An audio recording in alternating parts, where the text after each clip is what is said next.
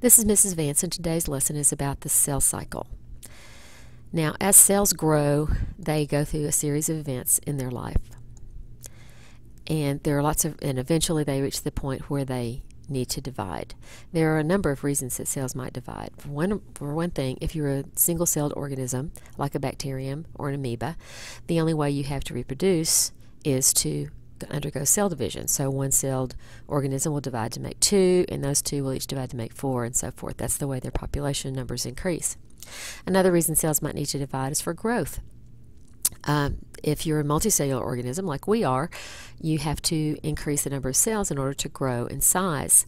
You started out as one cell that was a union of two cells that each had half the number of chromosomes, half from your mom, half from your dad. And when those two fused together to make the one cell, the zygote, the only way you increased in size was to increase the number of cells. So by the time they were born, you had billions of cells, and now you have trillions of cells. So you have increased greatly in size and in complexity based on increasing the number of cells that you have. Another reason that cells might need to divide is for repair. When you have any kind of injury, like a cut or scrape or broken bone, those cells that are damaged have to be replaced and repaired. And that's another reason that cell division needs to occur. And then finally, the reason that we're going to talk about most of all is the cell size. The important thing that there's a critical size that cells must stay below in order to maintain homeostasis in the cell. They've got to maintain a certain surface area to volume ratio to make sure that they can take care of all the needs of the interior of the cell.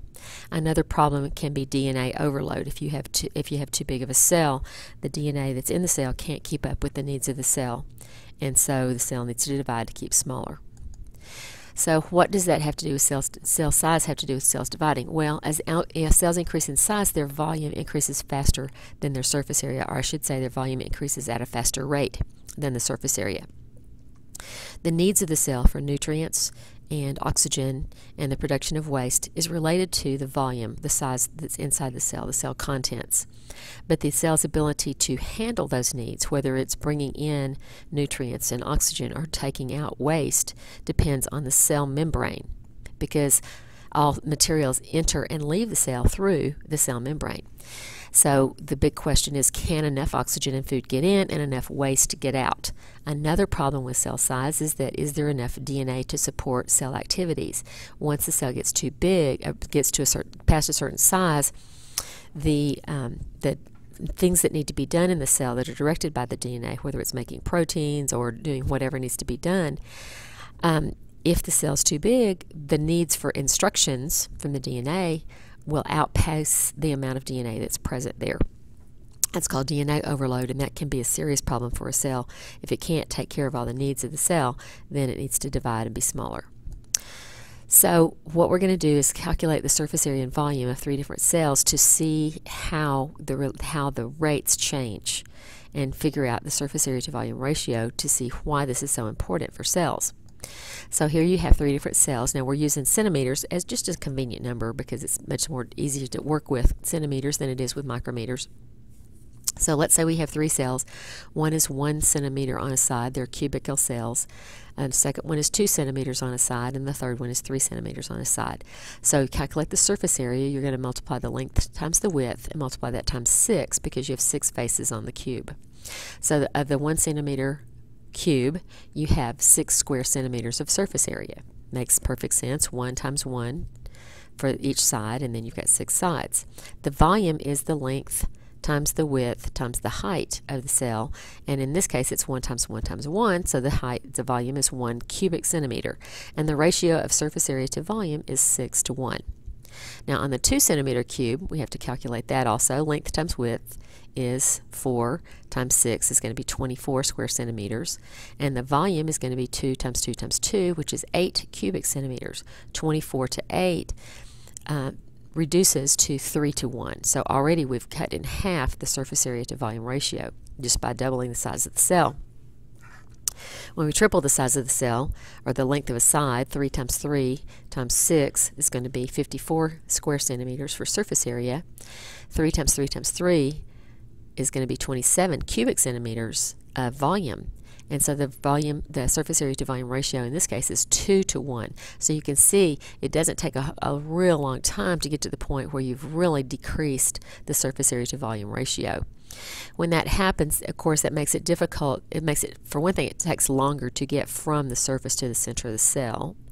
And for another thing, you've got a lot of stuff in between here, and you just don't, there's just not enough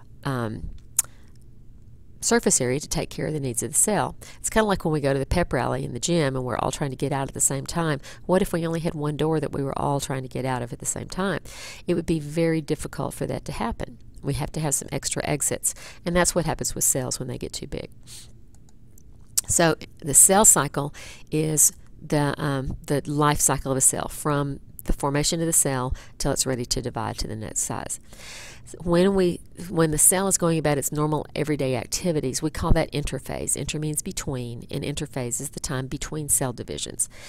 The whole cell cycle, the life of the cell, we divide into 4 phases. They're called the G1, the S, the G2, and the M. G1 stands for gap 1. S stands for synthesis, G2 stands for gap 2, and the M stands for mitosis. And we're going to talk about each of these phases in turn. So this kind of shows you the life cycle of a cell. Here we've got a brand new cell, and it starts going through the first part of the interphase part, the gap 1, the G1. In the G1 phase, the cell is growing, and it's producing all the proteins it needs to make, and it's increasing the number of organelles and so forth, taking care of everything that needs to be done. At a certain point, it reaches a kind of a critical phase where it's like, wait a minute, don't quite have or pretty soon, if I keep growing at this rate, I'm not going to have enough surface area, so I need to start thinking, getting ready to divide. So then it kicks into the S phase of the cell cycle. In the synthesis phase, the DNA is being replicated. Now, DNA is a very large, complex molecule, and it takes a little bit of time to replicate the DNA. So the synthesis phase is a fairly long time in the life of the cell. Once all the DNA is copied, and so that the daughter cells can each have their own copy of the DNA, and it's verified and checked to make sure everything is right, then we go into the G2 or gap 2 phase. In this phase, we're getting ready. All the other things that are needed for cell division are being prepared. All the molecules that are needed, all the extra organelles like extra mitochondria for energy, are being replicated. All of those things that are getting the final preparations for cell division. Once all that's ready, then we start mitosis, which is the division of the cell nucleus, followed by the cytokinesis, which is the division of the cell contents. And then we end up with 2 cells, each of which goes into its own cell cycle. So let's write down the information about each of the phases and what happens in those phases. In G1, the cell is increasing its size. It's got synthesis of proteins and organelles going on. The amount of time spent in this phase varies. There are some cells that stay in this phase for years at a time. If they're not an actively growing cell, like a nerve cell usually isn't, once you're grown, then we would call that, rather than a G1, we would call it a G0, where it's just kind of a steady state, not really growing, just doing everything that needs to be done. Other cells go through this pretty quickly. Bacterial cells, for instance, don't really go through a cell cycle like this because they don't have a nucleus and chromosomes, but they do go through a period of growth, and the growth and division, and their life cycle only lasts about 20 minutes most of the time. Most human cells that are actively growing have a life cycle of about a day or so. Some have less, some have more, just depending on what kind of cell it is. And that's what I mean by the time varies here. The second phase is the S phase, the synthesis. This is where the chromosomes are being replicated. And again, the purpose for this is so that each daughter cell can get its own copy of the DNA, and it has everything that it needs in there to function as that particular kind of cell. Then we have the G2 phase. In the G2 phase, we have the production of organelles, especially mitochondria, because it takes a lot of energy to undergo cell division, and all other molecules needed for cell division, the components of microtubules, the enzymes that are needed to catalyze the various kinds of reactions. Everything that's needed is being prepared. And then finally, the M phase, mitosis, which is division of the nuclear contents, the chromosomes, and cytokinesis, which isn't really a phase, it's just the end of the M phase, the division of the cytoplasm, that starts 2 new cell cycles for the daughter cells. This concludes the lesson about the cell cycle. The next lesson will be about mitosis.